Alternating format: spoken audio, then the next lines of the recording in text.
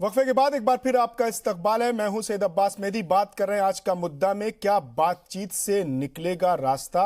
ऋषि मिश्रा साहब भी यहां पर मौजूद हैं, दानिश इकबाल साहब मौजूद हैं, संजय चड्ढा साहब मौजूद हैं, आरफा खानम मौजूद हैं। संजय जी, जैसे कि आज सुप्रीम कोर्ट ने कहा कि प्रोटेस्ट का हक है, मुजाहरे का हक है, प्रदर्शन का हक है, लेकिन किसी का रास्ता रोकना ये कौन सा मुजाहरे का अंदाज है। मेरा ये सवाल है, आप चूंकि सुप्रीम कोर्ट के लॉयर हैं, वकील हैं, जो लोग सड़क रोक कर 60 दिनों से ज्यादा बैठे हुए हैं, अगर उस इतने बड़े प्रोटेस्ट के बाद भी अगर सरकार नहीं सुन रही है, अगर किसी इलाके में बैठ गए, रामलीला ग्राउंड पे बैठ गए, जंतर मंतर पे बैठ गए, तो उनकी बातों को कौन सुनेगा। हाँ, बिल्कुल ठीक बात है। दैट इज, देखिए दोनों एस्पेक्ट फर्क है। उनकी बात को सुनना या ना सुनना वो सरकार पे और उनके ऊपर डिपेंड करता है। जहां तक कानूनी तौर पे आज के निर्णय के सिर्फ दो पहलू हैं। पहला, बहुत अच्छे तरीके से कोर्ट ने रिकॉग्नाइज किया राइट टू प्रोटेस्ट, और साथ में कोर्ट ने यह भी रिकॉग्नाइज किया है कि किसी भी तरीके से कोई आप हर्डल नहीं कर सकते, और इसी वजह से मीडिएटर्स को भेजा जाएगा, और मीडिएटर्स मुझे लगता है बहुत ही जल्द, यानी कि कल तक ही उसमें कुछ एक्शन होना चाहिए, ये मुझे ऐसा लगता है। पहली बात। दूसरी बात यहां पे सबसे अहम है वो ये है कि इसका जिस्ट ये निकल के आ रहा है कि इस तरीके का एजिटेशन जो कि रास्ता रोकता है या लोगों को परेशानी पैदा करता है, के लिए सॉल्यूशन सिर्फ और सिर्फ यही है कि जो पहले से जगह पहले से असाइंड है वहीं पे आप एजिटेशन करेंगे। ये चीज पे बड़ी परिपक्वता से कोर्ट ने आज कहा है, और इसीलिए और साथ में बड़ी सख्ती से कहा है कोर्ट ने। तीन चार चीजों को पुलिस ने, जो कोई दिल्ली पुलिस ने जो रिप्रेजेंट किया, उन्होंने कहा कि हम हटा नहीं सकते हैं क्योंकि महिलाएं हैं, हम हटा नहीं सकते क्योंकि छोटे छोटे बच्चे हैं। सख्त में लास्ट लाइन में एक चीज बहुत इंपॉर्टेंट है अब्बास भाई, वो ये है कि कोर्ट ने बड़े क्लियरली कहा है कि अगर इस मीडिएशन का कोई रिजल्ट होता है तो बहुत अच्छा है, नहीं तो एडमिनिस्ट्रेशन को अपने आप कुछ एक्शन लेना पड़ेगा।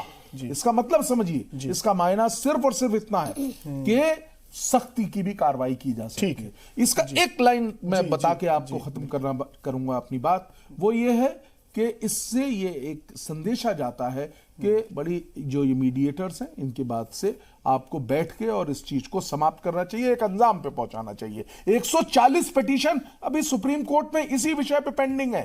ये देखिए सबसे अहम बात है, वैलिडिटी ऑफ सीएए और उससे रिलेटेड जो मैटर है, तकरीबन 140 पिटीशंस सुप्रीम कोर्ट में अभी पेंडिंग है।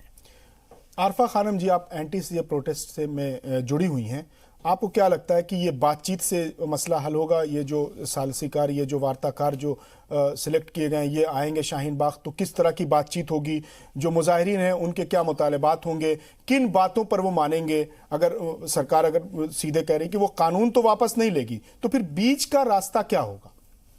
देखिए, ये अभी कहना बड़ा मुश्किल है कि क्योंकि देखिए जिस तरीके से भी संजय हेगड़े जी और बाकी और लोग को भेजा गया है और वो लोग बातचीत करने के लिए आने वाले हैं, तो देखिए जब ये बातचीत होगी तो किस तरीके से बातचीत होगी या उनका रुख क्या होगा और लोगों का उसके बाद रिएक्शन क्या होगा, देखिए ये अभी बताना तो वहाँ के लोग क्या चाह क्या रहे हैं। जो लोग चाहते हैं वो यही चाहते हैं। देखिए कहीं ना कहीं उनको इस जो कानून से जो प्रॉब्लम थी वो यही है कि ये एक तरीके से अनकॉन्स्टिट्यूशनल उनको लगता है, क्योंकि धर्म के आधार पर जो ये कानून लाया गया, तो इस वजह से उनको लगता है कि शायद अगर इस पे कुछ अमेंडमेंट किया जाए या कुछ इसको कुछ किया जाए तो शायद और देखिए एक तो ये बात है, दूसरी बात ये है कि वहां लोग बैठे ही हैं, वो नहीं चाहते कि वो सड़क को जाम करके बैठे रहें या उनकी नीयत में कोई खोट है, ऐसी बात नहीं है। वो भी चाहते हैं कि सरकार का कोई नुमाइंदा आकर बात करे, और जब अब सुप्रीम कोर्ट ने इसके अंदर इंटरफेयर किया है और जब वहां पे कोई नुमाइंदा आ रहा है तो जाहिर है कोई ना कोई रास्ता निकलेगा ही, और उम्मीद भी यही है, हम लोग भी यही उम्मीद करते हैं कि जल्दी से जल्दी कोई रास्ता निकले ताकि लोग भी अपने काम धंधों पे जाएं। क्योंकि आप ये देखिए लगातार ये 65 दिन से ये जो प्रोटेस्ट चल रहा है, इसमें जो वहां पे तमाम जो लोग हैं, औरतें हैं, बच्चे हैं, वहां की दुकानें, जो काम धंधे जो चौपट हो रखे हैं, सबका नुकसान हो रहा है। आरफा जी, कल जब डेलीगेशन जाने की बात हो रही थी, कल 2 बजे वहां पर 5000 से ज्यादा लोग जो जिस तरह से कहे जा रहे हैं कि वहां इकट्ठा हो गए थे, मैं भी वहां पर मौजूद था। मैंने वहां देखा कि आपस में लोगों में बड़ा इख्तिलाफ है वहां पर, कई ग्रुप थे। कुछ कह रहे थे कि नहीं, हमें इस तरह से नहीं जाना चाहिए, अगर पुलिस लाठीचार्ज करती है तो हमारे साथ खवातीन हैं, बच्चे हैं, क्या होगा। कुछ कह रहे थे कि नहीं, हम 60 दिनों से बैठे हैं, हमें जाना चाहिए। और कुछ कह रहे थे कि नहीं, हमें 2-4 लोग जाकर और पुलिस को मेमोरेंडम दे देना चाहिए कि साहब हम मिलना चाहते हैं, आपने हमें रोक लिया, ये हमारे मुतालबात हैं। तो आपस में बड़ा इख्तिलाफ मुझे नजर आया वहां पर कल। अब्बास भाई बहुत अच्छी बात कही आपने कि आपस में इख्तलाफ तो जरूर होगा, क्योंकि देखिए वहां पर अलग अलग सोच के लोग हैं। क्योंकि यही बात अभी थोड़ी देर पहले दानिश इकबाल साहब कह रहे थे कि शर्जील इमाम जैसे लोग जो संयोजक होंगे, तो पहली बात उनकी बात तो ये मैं सिरे से खारिज कर देना चाहती हूँ कि वहां का कोई संयोजक नहीं है। लेकिन मैं आपको बताऊं आरफा जी, पहले दिन जिस दिन ये एहतजाज एस्टेब्लिश हुआ था, मैं वहीं पर था जी। और पहले दिन जो एहतजाज एस्टेब्लिश किया है वो शर्जील इमाम ने किया है। पहले दिन 15 दिसंबर दोपहर के 2 से 3 बज रहे होंगे, और 3 से लेकर जब शाम ढलने लगी, दिन ढलने लगा और शाम आने लगी, यानी 6 बज रहे होंगे, तो पुलिस ने थोड़ा सा फोर्स किया कि लोग पीछे हट जाएं। लोग पीछे हटने लगे तो शर्जील इमाम ही वो शख्स था जिसने लोगों को इकट्ठा किया, जिसने जज्बाती तकरीर की। मैं वहां मौजूद था। नहीं, देखिए जज्बाती तकरीर करना उसका इंडिविजुअल और उसने उसके बाद लगातार उस प्रोटेस्ट को एस्टैब्लिश किया। जब ये प्रोटेस्ट हुआ था और ये कानून आया, ये वहां पे जिस तरीके से जो वहां पर बच्चों के साथ, जो छात्रों के साथ जो ये इस तरीके का जो भी मारपीट हुई थी, उसको लेकर के जब लोग घर से लोकलाइट जो लोग बाहर निकले थे, सड़कों पे निकले थे, तो देखिए ये शर्जील इमाम से प्रेरित होकर नहीं निकले थे कि शर्जील इमाम उनका संयोजक था, या हम ये मान करके निकले थे कि शर्जील इमाम संयोजक है इसलिए हम लोग निकल रहे हैं और शर्जील इमाम ने उस वक्त तो लोगों को, मैं आपको वही बात क्लियर कर रही हूं। मैं भी बताना चाह रहा हूं, कोई नहीं जानता था शर्जील इमाम को, कोई नहीं जानता, बिल्कुल नहीं जानता था, कोई नहीं जानता था। देखिए एक गुट बैठ गया वहां पर, अगर इस तरीके का अगर प्रोटेस्ट मैं वहां बता दूं, आम लोग जो शाहीन बाग के थे वो तमाशाई थे वहां पर, और लोग वहां पर घर से निकले थे। नहीं, तमाशाई तो देखिए ऐसे कोई नहीं निकला था कि तमाशा देखने के लिए वहां निकल गए। देखिए चलता फिरता राहगीर तो वहां पे खड़ा होकर के तमाशा देख सकता है, लेकिन इतनी बड़ी तादाद में लोग निकल करके तमाशा नहीं देखते अपना काम धंधा छोड़ करके, पहली बात है। दूसरी बात यह कि जब वहां से लोग निकले थे, लोकलाइट्स, वहां पे छात्र, सब लोग वहां पर आए थे, तो वहां पे किसी को कहीं दूर दूर तक शर्जील इमाम का नाम नहीं था। वहां पे लोग आ रहे थे, अपनी बात रख रहे थे, ठीक है। तो ये कहना बहुत गलत है कि जो वहां का संयोजक था वो शर्जील इमाम था या कोई और। ये तो हकीकत है यार, बिल्कुल नहीं था। ये हकीकत है। शर्जील इमाम ने उस प्रोटेस्ट को एस्टैब्लिश किया, फिर उस प्रोटेस्ट को दूसरे लोगों ने हाईजैक किया। शर्जील इमाम ने 2 जनवरी को ये ऐलान किया कि अब हम इस प्रोटेस्ट से विड्रॉ करते हैं। आरफा जी एडवोकेट है सुप्रीम कोर्ट की, और ये आर्टिकल 14 की जो वायलेशन की बात कर रही है आरफा जी, ये आर्टिकल 14 का जो वायलेशन है वो हिंदुस्तान के लोगों पे लागू होता है, हिंदुस्तान के लोगों के लिए बनाए गए कानून पे लागू होता है। ये किसी विदेशी के लिए लागू नहीं होता है, जो बार बार आप गुमराह कर रही है वहां की जनता को। ये आर्टिकल 14 का वायलेशन है, 14 का वायलेशन नहीं, ये पॉइंट मैं आपको नोटिस करवाना चाहता हूँ। आपने अभी कहा है, गुमराह मैं नहीं कर रही हूँ। नहीं, आर्टिकल 14 की बात आपने अभी कही है। हाँ, क्या कही है मैंने अभी बात? आपने कहा है कि वहां पे जो है आर्टिकल 14 का जो वायलेशन है, जो कानून जो आप कह रही हैं कि ये जो कानून है ये जो है मजहबी डिस्क्रिमिनेशन के आधार पर बना है। तो ये आर्टिकल 14 का जो वायलेशन की आप बात कर रही हैं, ये हिंदुस्तान के कानून की, हिंदुस्तान के लोग और हिंदुस्तान के कानून के लिए लागू होता है, ना कि विदेशी के लिए लागू होता है। और ये कानून जो बना है सीएए का, ये विदेशी नागरिकों के लिए बना है। नहीं, विदेशी नागरिकों के लिए बना है। आरफा जी करना गलत है ये आप कह रहे हैं? नहीं आरफा जी, आप पढ़ी लिखी समझदार लोग अगर गुमराह करेंगे मुसलमान कौम को, तो ये देश का भी नुकसान होगा, ये इस कौम का भी नुकसान होगा। आरफा जी, प्रोटेस्ट करना हमारा अधिकार है या नहीं है? बिल्कुल है, कौन मना कर रहा है? आप बिल्कुल मना नहीं कर रहे। कीजिए ना सॉल्यूशन। कौन सा वायलेशन की बात कर रहे हैं आप? बताऊं जी, इसका बात आज ये मसला जो है वेदर ये कॉन्स्टिट्यूशनली वैलिड है कि नहीं वैलिड है, इस पे आपको बहस करने की आवश्यकता नहीं है। 144 petitions to be very specific pending है सुप्रीम कोर्ट में, तो वो अपने आप निर्णय आ जाएगा, आपको पता चल जाएगा, दूध का दूध हो जाएगा और पानी का पानी हो जाएगा। दोनों पक्षों को उसको मानना ही पड़ेगा। ठीक है। ऋषि मिश्रा जी, आप कुछ कहना चाहिए? अब्बास भाई, आपने जो सवाल किया कि कंफ्यूजन कहाँ है, कंफ्यूजन सरकार ही पैदा कर रही है। देखिए बार बार बयान बदला जा रहा है। एनपीआर ही एनआरसी का पहला स्टेज है। अमित शाह जी कुछ और कहते हैं लोकसभा में कि पूरे सीए के बाद मैं एनआरसी लागू करूंगा ही। अभी भी कहा जा रहा है कि फिलहाल शब्द जोड़ा जा रहा है, मतलब हो सकता है कि आज नहीं लाऊं, कल ला सकता हूं। तो कंफ्यूजन पैदा किया जा रहा है। मैं आपको थोड़ा समय लूंगा।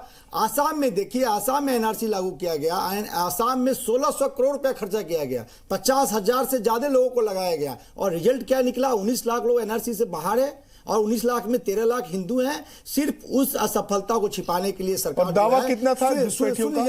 अब्बास भाई मैं कंप्लीट कर लूं।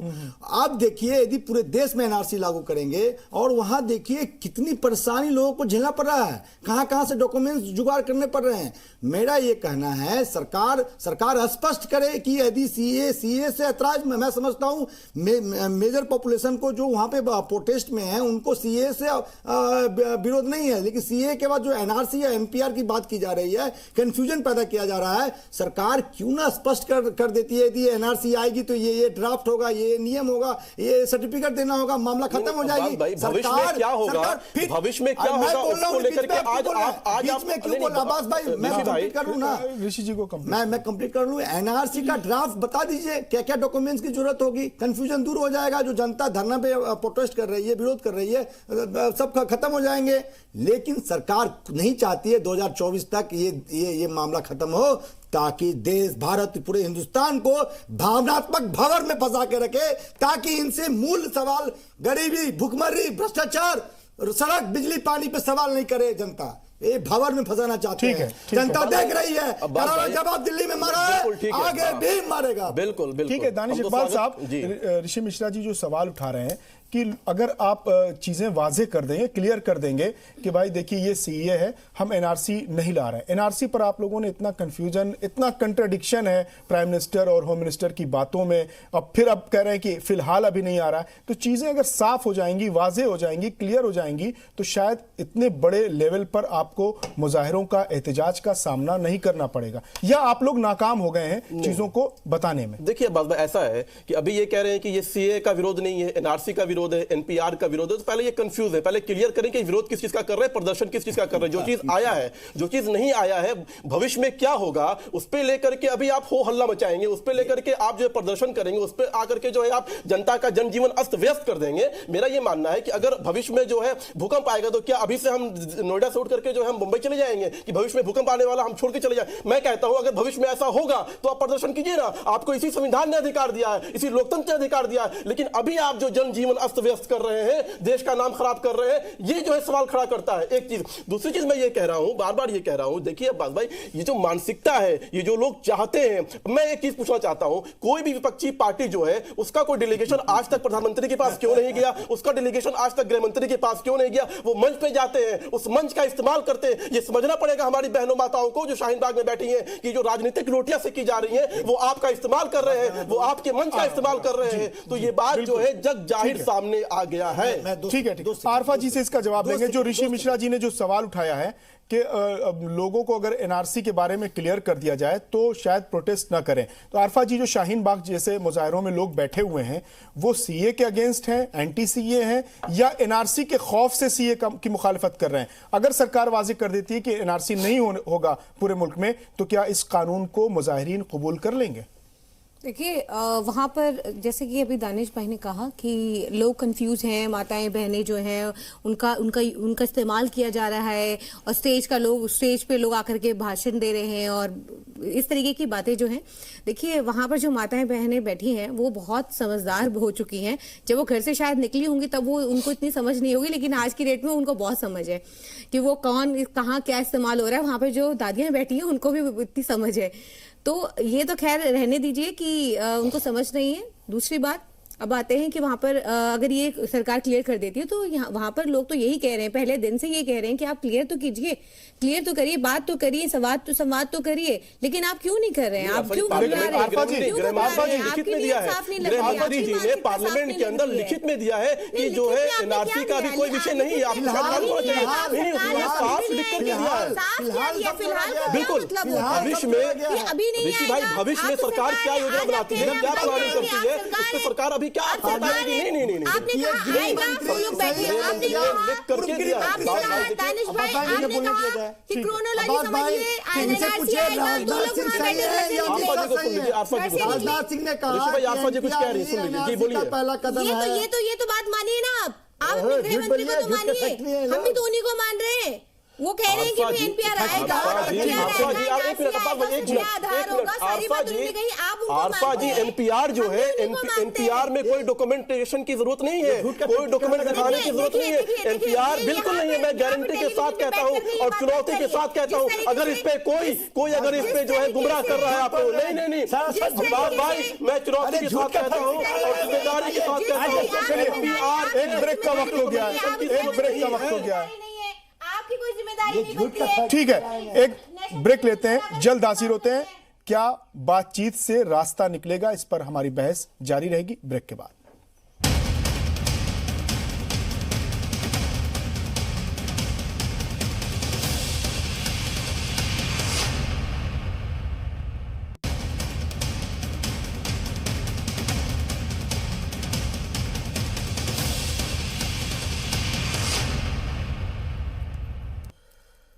वक्फे के बाद एक बार फिर आपका इस्तकबाल है। हम लगातार बात कर रहे हैं कि क्या बातचीत से रास्ता निकलेगा। हमने शाहीन बाग पर बात की, अब बात कर लेते हैं जामिया में एक के बाद एक जामिया तशद्दुद के जो वीडियोस जारी हो रहे हैं। ऋषि मिश्रा साहब, मेरा सवाल यह है कि लाइब्रेरी में पढ़ने वाले लड़के क्या उपद्रवी होते हैं, दहशतगर्द होते हैं, जिस तरह से पुलिस ने कार्रवाई की?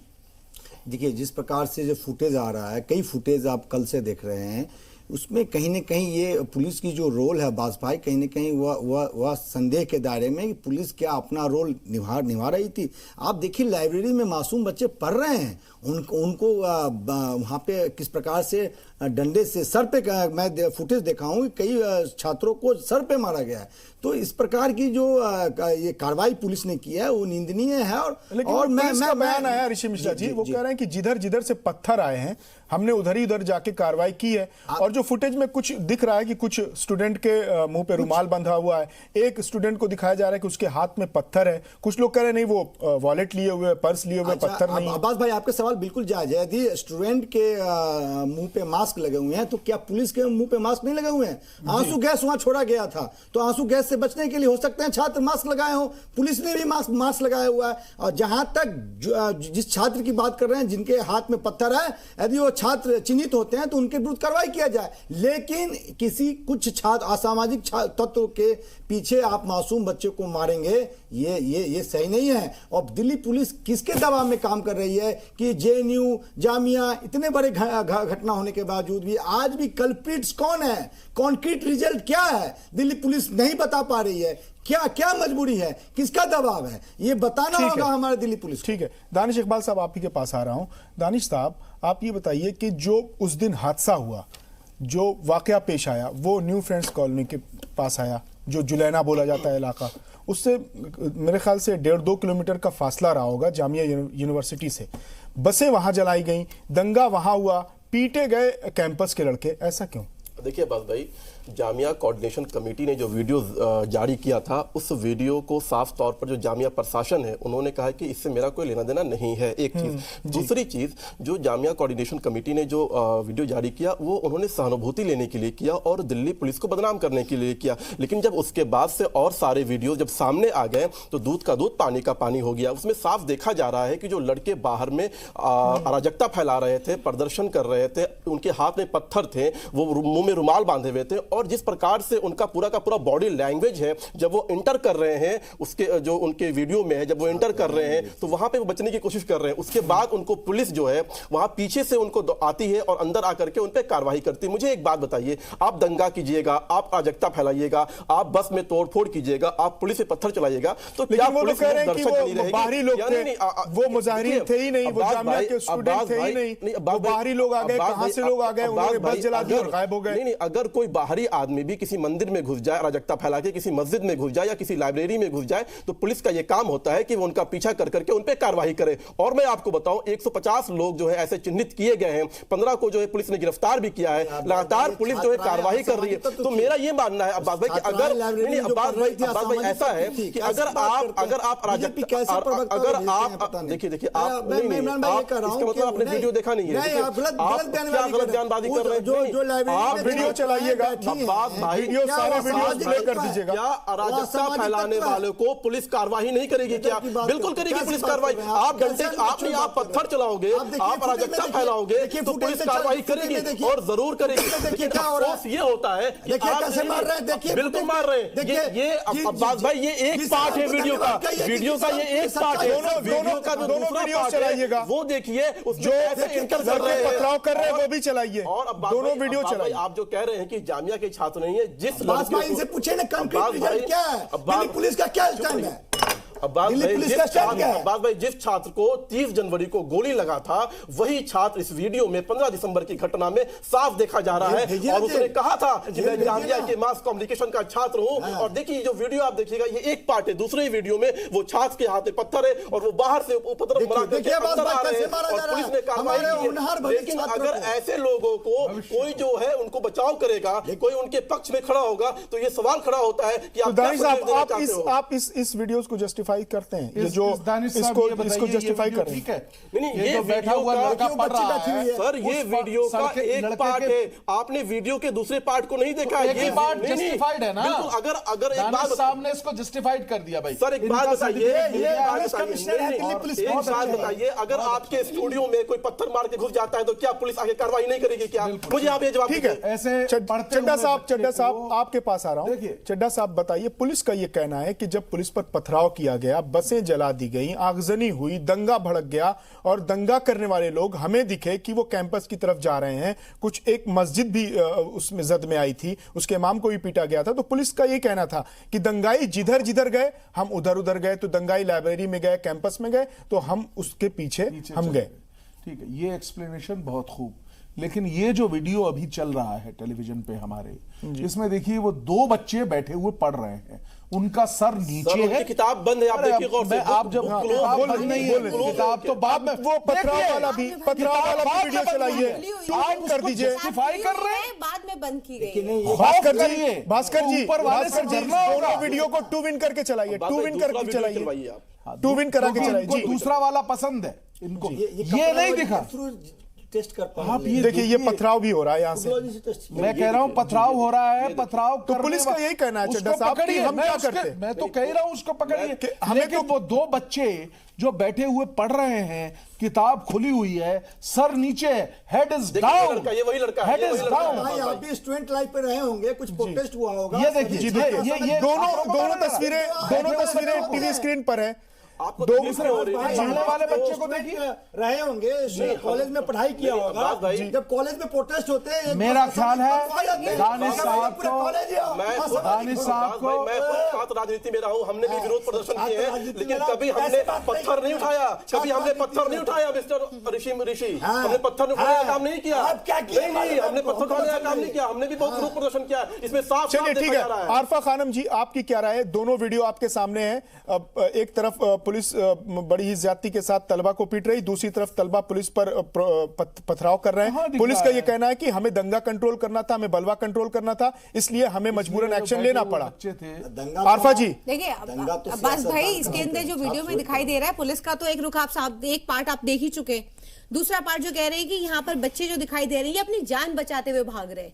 आप ये देखिए, इस वीडियो में भी साफ दिखाई दे रहा है कि ये बच्चे, ये जिस तरीके से वहां पे पुलिस घुस करके, बिना परमिशन के घुस करके आंसू गैस के गोले छोड़े, कई वॉशरूम के अंदर। नहीं आरफा जी, मुंह के लेकिन अंदर पुलिस का ये बेहोश कहना हुए। है, पुलिस का ये कहना है कि दंगा बहुत ज्यादा भड़क गया था, बसें जलाई जाने लगी थी। अब्बास भाई, तो हमें कंट्रोल करना था। अब्बास भाई, अभी भी जो पूरा वीडियो नहीं चल रहा है, जिस वीडियो में वो लोग अंदर घुस रहे हैं, टेबल को खींच रहे हैं, जो गेट वाला भी है वो भी प्ले कर सकते हैं अगर घर से बंद कर रहे अब्बास हो। भाई, पुलिस की वर्दी में ऐसे गुंडे भी थे इनके साथ, तो वो भी था जो आप थोड़ी देर पहले बात कर रहे थे कि बसें जलाई गई या फिर वहां पे तोड़फोड़ हुई, तो वहां पर ऐसे तत्व भी नजर आए थे जो वहां पर इस तरीके, जो इस प्रोटेस्ट को बदनाम करने के लिए आए थे, वहां पर दंगा तो भड़काने के आरफा लिए जी, आए थे। मेरा एक सवाल और ले लीजिए कि जब इतने बड़े लेवल पर आपको प्रोटेस्ट करना था, मुजाहरा करना था, तो आपके क्या इंतजाम थे कि बाहरी अगर 20-25 लोग आकर हमारे मुजाहरे को बदनाम करना चाहेंगे तो उसका कुछ आप लोगों ने कुछ प्लानिंग की थी, कुछ तैयारी की थी? देखिए, ये कैसे आप बात काम कर रहे हैं?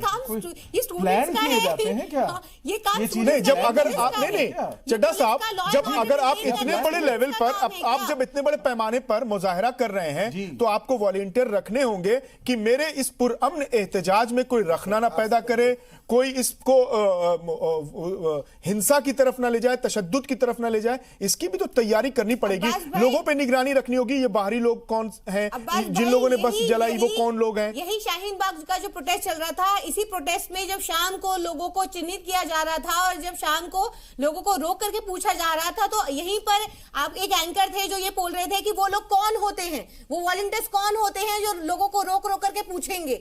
तो ये जो आप कह रहे हैं, जिन इंतजामात की बात आप कर रहे हैं, तो ये वहां पर यही कोशिश की गई थी। और जब प्रोटेस्ट, जब ये छात्रों का प्रोटेस्ट था, तो यहाँ पर ये नहीं पता था कि इस तरीके से दंगा फैलाने के लिए, बसें चलाने के लिए बाहर से जो इस तरीके के तत्व आएंगे, इस तरीके के एलिमेंट्स आएंगे। और वहाँ ये पर। वीडियोस एक लीगली मैं आपको बताऊं अब्बास भाई कि ये जो वीडियोस हैं, ये तमाम वीडियोस हेल्प करेंगे प्रोसिक्यूशन को। ये जब दिखेगा तो ये स्टेब्लिश होगा कि कौन कौन इन्वॉल्व है और क्या सच्चाई। हमारे पास वक्त बहुत कम है, चंद अल्फाज में आप चारों लोगों का कमेंट मुझे चाहिए।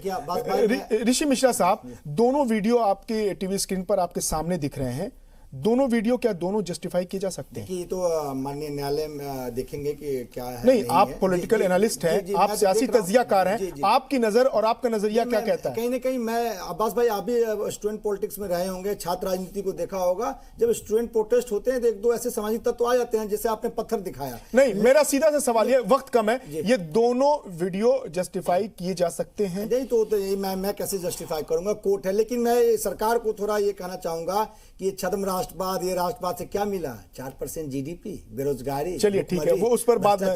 दानिश इकबाल साहब, बिल्कुल, अब बाद में मैं जल्दी जल्दी अपनी बात रखूंगा। देखिए, बाद 15 तारीख का जो प्रोटेस्ट था, पुलिस ने इनको जो है इजाजत नहीं दी थी, उसके बावजूद इन लोगों ने संविधान के विरुद्ध जाकर के प्रोटेस्ट करने का काम किया था। एक बात, दूसरी बात ही है अब्बास भाई, देखिए मुझे बहुत ही जो है तकलीफ होती है कि हमारे वरिष्ठ लोग, काबिल वकील हैं, काबिल पत्रकार हैं, ये लोग जब ऐसे हमारे नौजवानों को, बच्चों को गलत दिशा में ले जाने से रोकना चाहिए, उनको समझाना चाहिए, तो उनके इन करतूतों को जो है वो उनके साथ खड़े हो रहे हैं। लेकिन आप जस्टिफाई करते हैं, आप इन दोनों वीडियो को जस्टिफाई करते हैं? जो वीडियो में दिख रहा है अब्बास भाई, वो जो है नहीं होना चाहिए, नहीं, बिल्कुल नहीं होना चाहिए। संजय चड्ढा साहब, मैं इन वीडियोस को बिल्कुल, इनकी दोनों वीडियो ज्यादा मजम्मत करता हूं। जी ठीक है, ये बिल्कुल गलत है।